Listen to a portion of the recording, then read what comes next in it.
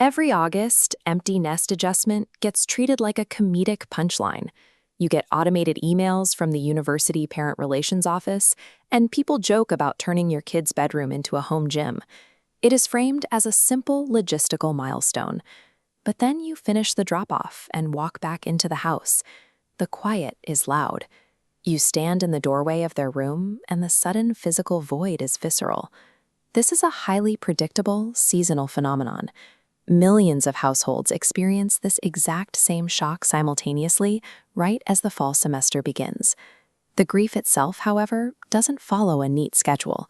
It tends to hit in unpredictable waves.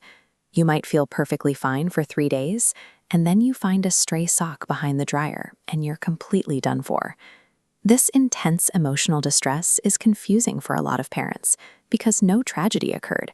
You are grieving because 18 years of primary purpose just walked out the door on schedule. They left exactly the way you raised them to. The pain you are experiencing is the direct psychological consequence of successfully completing the job, which naturally leaves a massive vacuum in its wake. Clinically, this vacuum is recognized as occupational identity loss. For a primary caregiver, your daily existence, your schedule, and your sense of self were entirely defined by the occupation of raising that child. This is a specific identity-based grief pattern.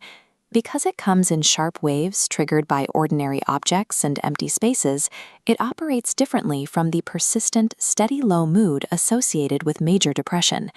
This flowchart maps the behavioral loop that often follows the loss of that role. The brain tries to fill the void, which manifests as an urge to constantly check their location on your phone or send one too many texts. You realize you are over-monitoring and feel ashamed about it. Worse, this hovering actively strains the relationship with your emerging adult, which ironically feeds right back into your initial anxiety. There is also a completely different, rarely discussed reaction. Some parents feel profound relief when the house empties out, and almost immediately, that relief triggers an intense wave of guilt. Whether you are frantically overparenting from afar or feeling guilty about enjoying the peace and quiet, both are normal, opposing reactions to the collapse of an 18-year identity structure. The absence of child-rearing also forces a major pivot for couples. For nearly 2 decades, raising that child was a shared project that defined the architecture of the marriage. Endless carpools, rigid schedules, and daily logistics acted as a thick buffer.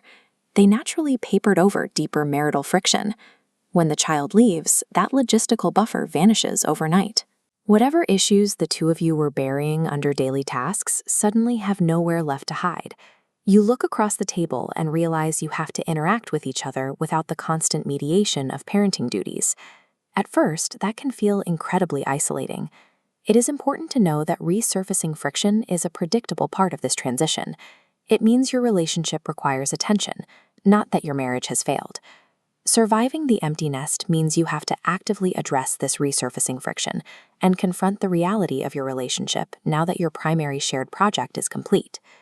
The acute distress usually settles on its own, but when it persists beyond the expected adjustment window or impairs your daily functioning, licensed clinicians categorize it as an adjustment disorder, which requires specific intervention.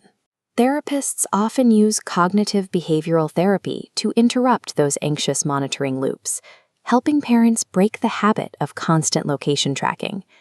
Acceptance and commitment therapy is also used to help parents shift their focus away from a role they've lost toward building a life anchored in enduring personal values.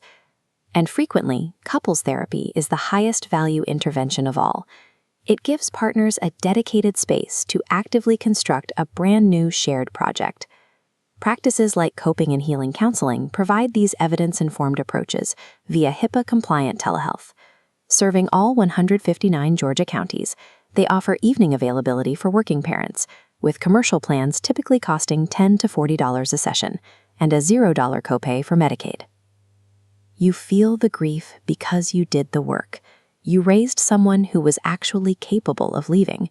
That was the job. Now, the task is building what comes next.